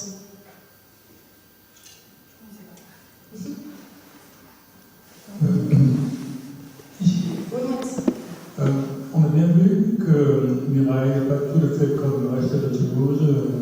Quand tu dis que les appartements sont plus spacieux, là tu tiens compte du nombre de personnes par appartement ou est-ce que c'est juste surface? En fait, c'est juste de la surface. Et attendez, parce qu'en fait, je l'avais écrit quelque part et puis c'était trop compliqué mais je vais vous dire exactement parce que je les ai, j'ai les noms. Non, effectivement, en fait, les appartements sont plus spacieux, mais les familles sont plus grandes. Bon, quand tu dis qu'il y a un homme de 34 ans qui vit avec ses grands-parents, quel âge sont les grands-parents? Ils doivent être assez vieux. Je ne sais pas, alors là c'était dans la communauté gitane. Je ne sais plus quel âge avaient ses grands-parents. Je pense qu'ils avaient. Passé. Enfin, 90 ans passés, ça c'était sûr. Peut-être pas 90 ans. 60. Dernière question. C'est. Dans beaucoup de familles, au moins ailleurs à Toulouse, il y a des membres qui sont obligés d'aller au travail, par exemple, de médecins et d'autres. Si on compare en Mireille à le reste de Toulouse, est-ce qu'il y a là-bas des gens qui sont obligés d'aller au travail même sous confinement? Qui sont obligés d'aller où? Moi, j'ai pas obligés d'aller travailler, même avec le confinement. Il y a plus des caissières que des médecins, mais c'est pas grave. Oui, alors en fait, c'est super intéressant comme question parce que c'est ce qui a motivé la création de la médiation Covid, en fait, ce truc-là. C'est-à-dire que au départ, le dispositif il est né d'un truc, c'est qu'il y a eu l'école qui s'est plainte de ce que les directrices des écoles au Mirail, je crois qu'il y a 5 écoles élémentaires, qui se sont plaintes du nombre d'enfants qu'elles avaient pendant le confinement. Et elles se sont plaintes en disant on en a beaucoup plus qu'en centre-ville, donc des enfants. Parce qu'on avait la possibilité en fait, de mettre son enfant si on le justifiait. Et donc en fait, il y a eu une mission de l'éducation nationale qui a été juste pour étudier l'ensemble des cas sur le Mirail et en disant alors que certaines justifications se discutaient, mais que de manière générale, il y avait effectivement plus de gens qui continuaient à travailler au Mirail qu'en centre-ville et que c'était pour ça que les enfants étaient beaucoup plus présents dans les écoles. Donc en tout cas par le biais scolaire, ce serait une façon de répondre à cette question-là. Et sinon, sur les logements, vous voyez, en fait, sur le Mirail, il y avait 3,9% des logements qui n'ont qu'une seule pièce, contre 16,6% à Toulouse, et 32% des logements en 4 pièces, contre 18,2% à Toulouse. Et 16,5% en 5 et plus, contre 14% à Toulouse, donc ils sont relativement plus grands. Et c'est rigolo parce qu'en parlant avec les dames, alors moi j'arrête pas de me perdre en fait quand je suis dans ce quartier, c'est pas mon quartier. Et je me suis retrouvée dans une mauvaise barre HLM où elles sont venues me rechercher, etc. Et je disais, c'était tous des appartements tout neufs. Et elles m'ont dit alors, mais personne ne veut aller là-bas. Et je disais, ah bon, pourquoi ils sont pas bien les appartements? Elles me disaient, si, ils sont mieux, ils sont plus éclairés, ils sont nouveaux, ils sont plus spacieux. Mais ils ont fait des cuisines américaines. Et en fait, toutes les dames avec lesquelles je discutais, en fait, elles voulaient avoir leur espace de cuisine. Et donc, je ne sais pas comment ils sont passés à côté de ça, mais en fait, ils ont construit, alors évidemment, ils vont être habités, hein, ces apparts. Mais je réfléchissais, je me disais, comment est-ce qu'ils ont pu passer à côté de ça? En fait, toutes les dames avec lesquelles je parlais avaient aucune qui voulait être dans ce type d'appartement à cause de la cuisine américaine. Moi, je voudrais, c'est un peu une réponse à des questions qui seront posées, mais que vous compléterez. En ce qui concerne les ANR dont vous avez parlé, si je parle des ANR en physique, il se trouve, pour répondre à madame, que les gens qui font après les choix, c'est tout un jury qui, c'est pas un fonctionnaire qui décide, ce sont des pairs qui décident, c'est-à-dire en physique et physicien, je suppose que c'est pareil pour vous. Hein. Donc je pense que ça c'est important. Et la réflexion que vous préciserez mieux pour les sciences, dites-moi, mais pour moi il n'y a pas moins d'ambiguë. Mais la deuxième chose, c'est que je pense qu'en ce qui concerne les constructions de bâtiments, il y a très peu d'architectes qui se préoccupent des désirs des gens. Et ça, on peut le dire partout, dans le niveau des cuisines, des choses comme ça. Mais alors là, ce n'est pas des statistiques, ce n'est que mon appréciation personnelle. Et peut-être que vous allez répondre à la question des designers dans votre domaine. Oui. Donc, en tout cas, c'est cette histoire de cuisine américaine. Pour l'architecture, mais moi non plus, je n'ai pas de données. En revanche, ouais, sur les designers, effectivement, donc, vous postulez, donc il y a un projet, il y a une échéance, vous avez un format, il faut rendre votre projet de recherche, il faut le justifier, expliquer comment ça va se passer, et puis vraiment, vous faut remplir des cases. Et ensuite, vous êtes évalué par vos pairs, et qui doivent vraiment justifier la raison pour laquelle soit ils sont en faveur de votre projet, ou pourquoi est-ce qu'ils estiment qu'il y a trop de limites et que c'est pas finançable. Donc c'est effectivement une décision qui est une décision d'expertise. Moi j'ai une question. Pour revenir sur ce que tu disais sur acceptation et acceptabilité. Alors, pendant que tu parlais, je pensais à l'acceptation, c'est la réaction à quelque chose, qui est la mesure. Donc on peut considérer que c'est le pavé qu'on lance dans la mare. Effectivement, selon que la mare est profonde ou pas profonde, il va y avoir plus ou moins de ronds, plus que ça va tomber profond, ça va flotter un peu sur, je ne sais pas, un nénuphar ou autre chose. Donc ça, c'est ce que j'appellerais l'acceptation. L'acceptabilité, c'est plus, il me semble, une propriété de cet objet, de cette mesure, qui est malléable. Donc moi, je voyais la mesure, le morceau de marbre, si tu le balances dans la fenêtre, ça va casser. Et puis, la pâte à modeler, ou la noisette de chou, on va prendre plein de. Et finalement, la mesure, tu disais que vous n'avez pas du tout l'objectif de proposer des préconisations pour les mesures, etc. Mais la mesure qui va finalement être plus acceptable, c'est celle qui va être malléable. C'est-à-dire qu'effectivement, c'est ce que tu décris à travers ce que vous faites, elle va être un peu modulable, on s'en arrange, on fait un truc comme ça. Donc la mesure qui va effectivement être peut-être efficace en termes d'acceptation, pour le coup, au total, c'est celle que les gens vont pouvoir modeler en fonction de ce que tu as décrit, les relations, etc. Et qu'est-ce que tu penses de cette idée de l'acceptation? C'est ce que produit une mesure qui est rigide, et l'acceptabilité, c'est la propriété de la mesure qui est la façon dont on va pouvoir la modeler pour ce qui en soit. Ben oui, je suis d'accord. Effectivement, il faudrait qu'on ajoute dans notre liste de différences entre les deux. Et je suis d'autant plus d'accord qu'en fait, dans l'acceptabilité, il y a cette idée de coproduction. Donc ça veut forcément dire qu'effectivement, il y a encore de l'espace pour la négociation. Il y a encore quelque chose qu'on peut... et je trouve que, en fait, ce qui est intéressant dans cette histoire aussi, c'est que, bon, là, effectivement, les mesures ont été prises en urgence, elles ont été imposées, on peut le regretter,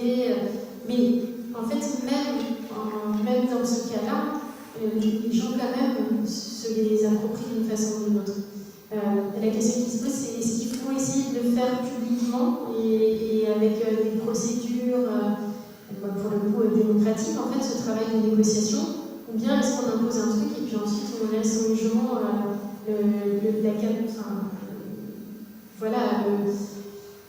on laisse aux gens l'initiative de se l'approprier comme ils veulent, sachant que de toute façon, ils se l'approprieront à un moment donné. Donc, mais oui, c'est intéressant.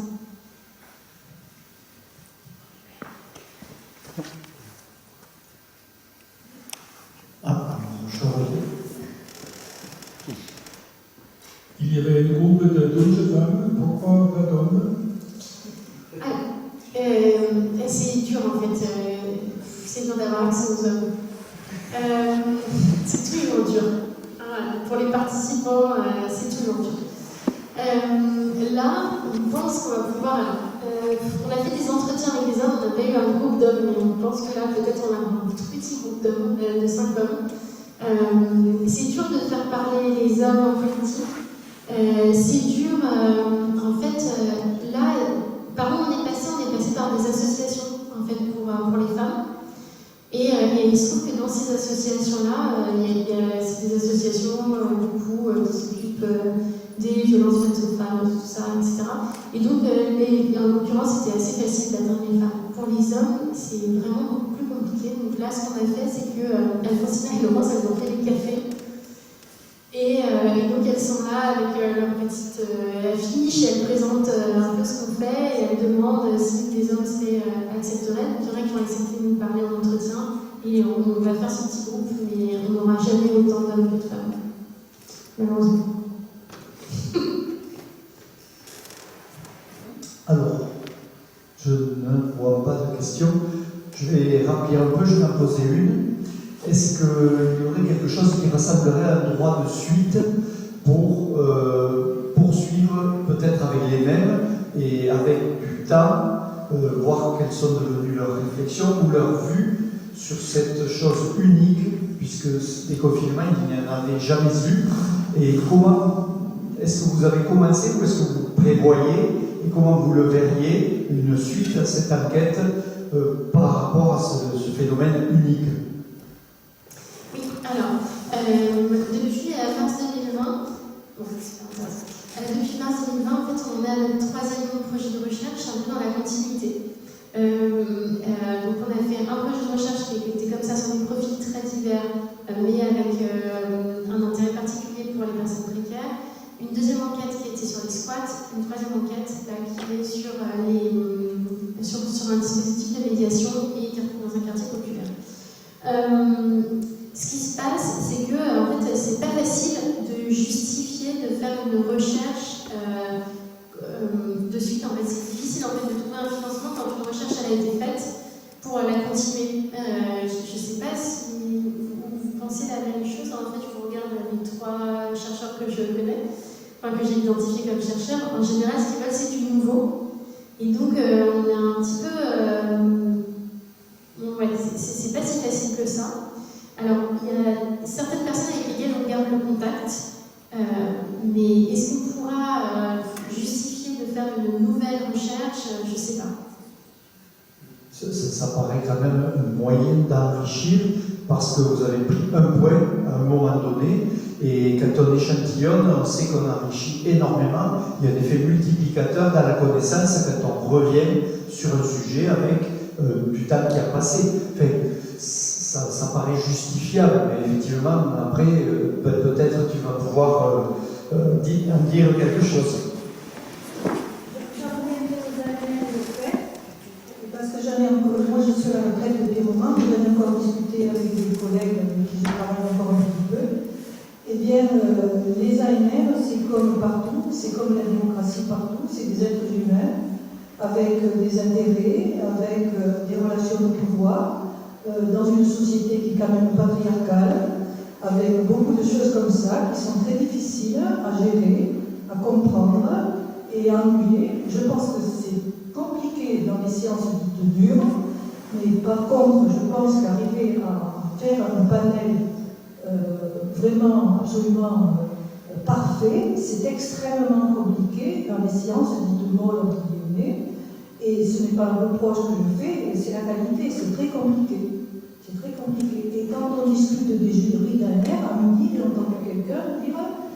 il y a un membre du jury qui a dit une chose et le membre du jury à côté a dit exactement le contraire. Il m'a donné un exemple précis. Ça ne veut pas du tout dire que le jury ne fait pas bien son boulot, et ça veut dire qu'on est tous des humains avec une pensée limitée. Bon, ça donne un peu d'espoir. Y a-t-il une autre question qui pourrait être abordée par rapport à cet événement? Je le redis, il était unique. Joli. Simplement, est-ce que vous serez informé pour savoir quelles sont les personnes, on va dire, qui sont susceptibles de prendre en compte vos conclusions? Est-ce qu'il y a des politiques qui pourraient jeter un coup d'œil sur un compte rendu, etc., pour s'en inspirer, pour mieux gérer leurs affaires? Alors, ce qui se passe, effectivement, c'est. Il y a deux voies, en fait, avec la santé publique. C'est que moi, en philo, normalement, si je faisais de la philo d'autre chose, je m'en soucierais pas et je publierais uniquement dans des revues scientifiques pour mes pairs et en parlant de temps en temps au grand public.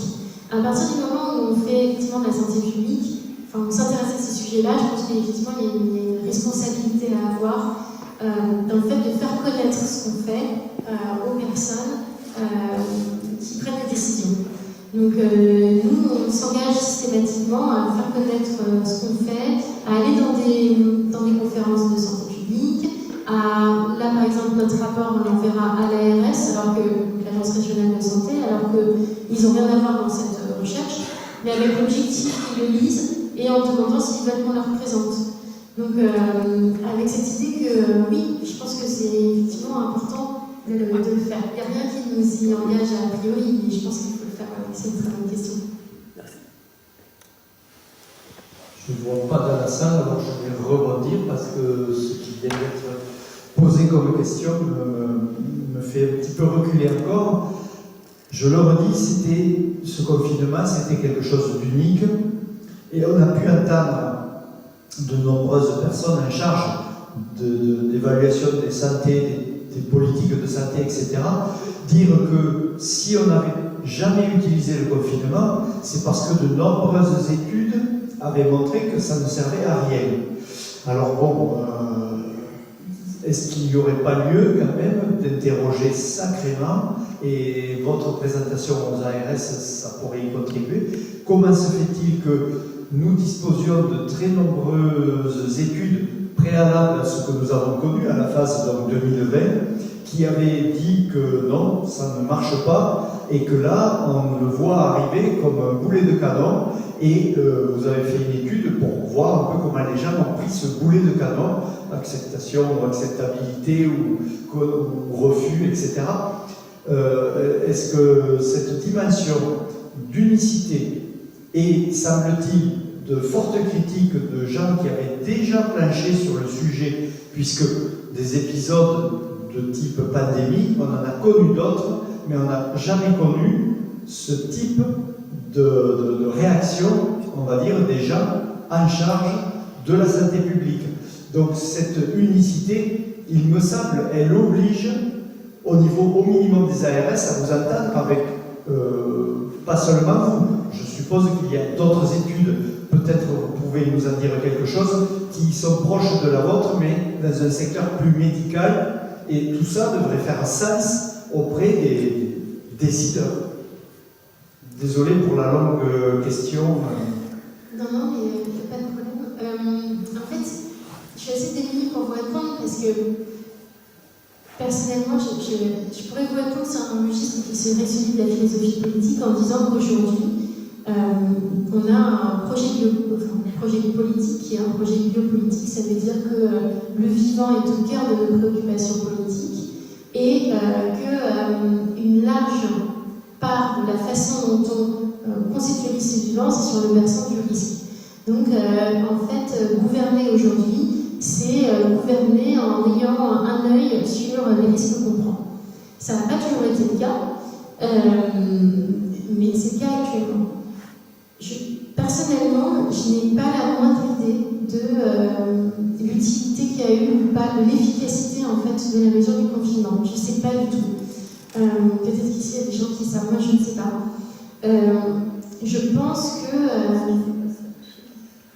ce que dit notre étude, en tout cas, c'est qu'il y a une vraie difficulté à considérer qu'on est tous égaux face à une mesure comme celle-ci.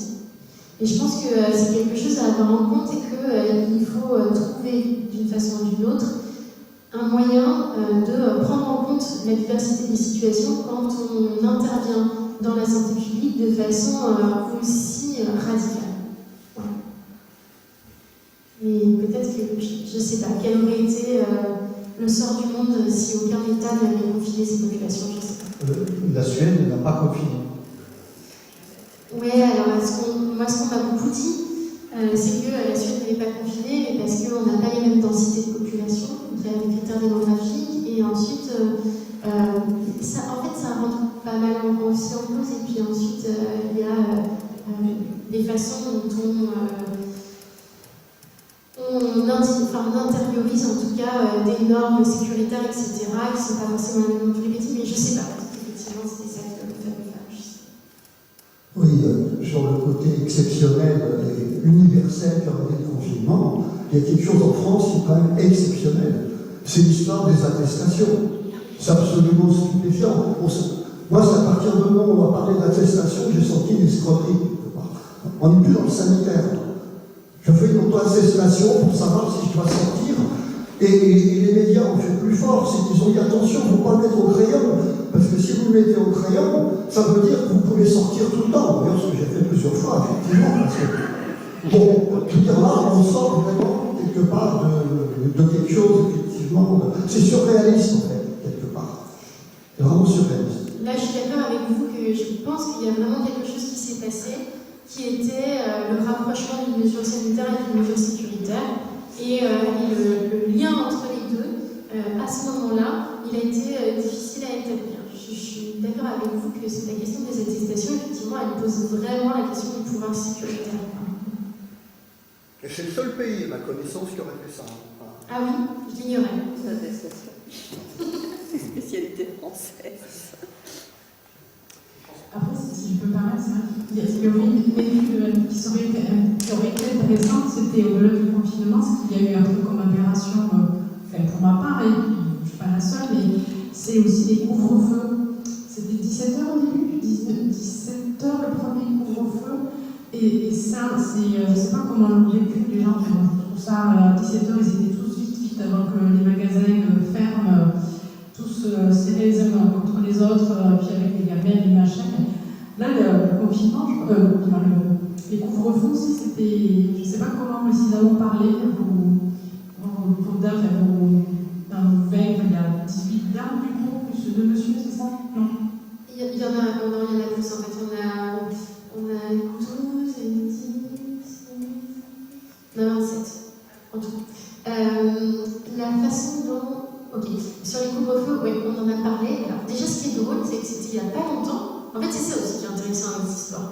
C'est qu'on l'a tous vécu, on l'a tous expérimenté, et c'était il n'y a pas très longtemps.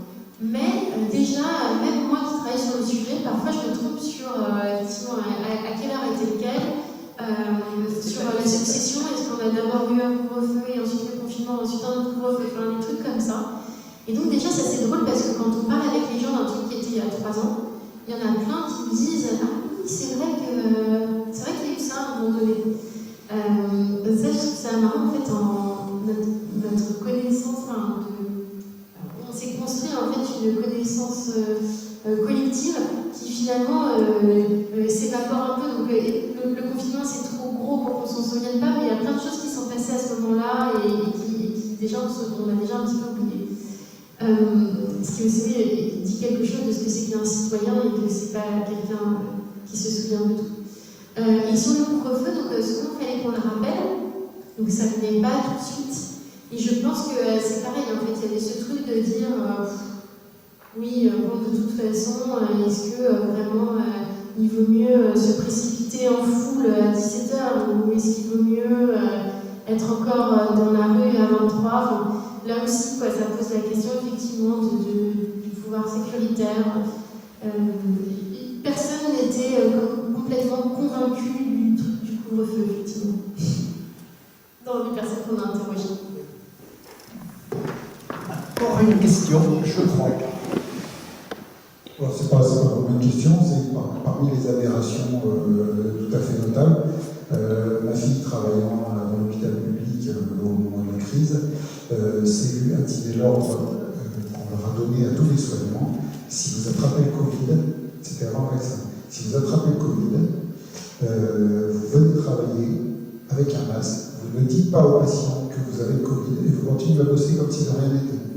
Dans le genre de mesures sanitaires, c'était pas mal chiadé. J'ai beaucoup apprécié, sachant qu'en même temps, ma fille donc gardait son masque de la douleur sur le nez en continu, le même masque, puisque ça se faisait pas assez, et qu'elle travaillait habillée d'une blouse en fait dans des poches poubelles attachées au ruban adhésif.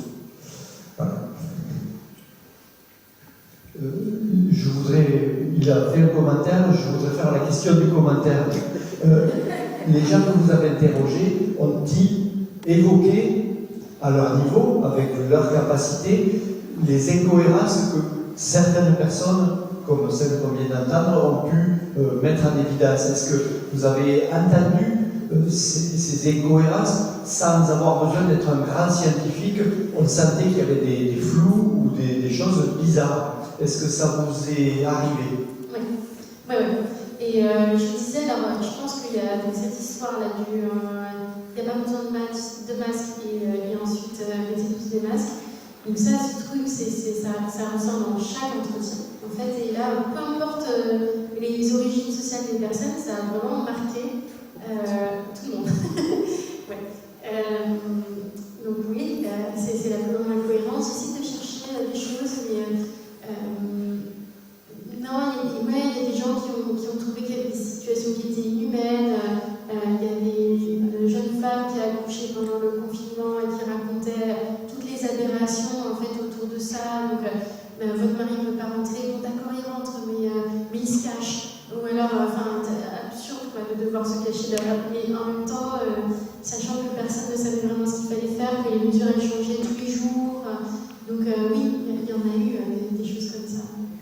Et puis effectivement, dans la première enquête, on avait interrogé pas mal des personnes qui étaient directeurs de santé et qui racontaient des choses comme ça, ouais, sur ce qu'on leur demandait de faire et qui n'étaient pas du sens épidémiologique. Pour plaisanter un peu quand même, parce que ça a été bien riche tout ça, mais pour plaisanter un peu, je voudrais savoir si la date d'aujourd'hui a été prévue par vous par rapport au fait qu'aujourd'hui la guerre est finie. Parce que le président avait dit nous sommes en guerre, mais aujourd'hui les patients, les soignants qui ont refusé de se faire vacciner ont enfin le droit de retourner travailler. Enfin, pour ceux qui sont pas morts de faim. Non, ça n'a pas du tout été pris en compte, mais c'est drôle, merci de souligner. Sachant que ceux qui ne veulent pas retourner sont en abandon de poste. Bon, c'était le calendrier donc, qui a donné cette presque coïncidence, effectivement. En tout cas, s'il n'y a plus de questions, eh bien, on vous remercie encore de cet apport.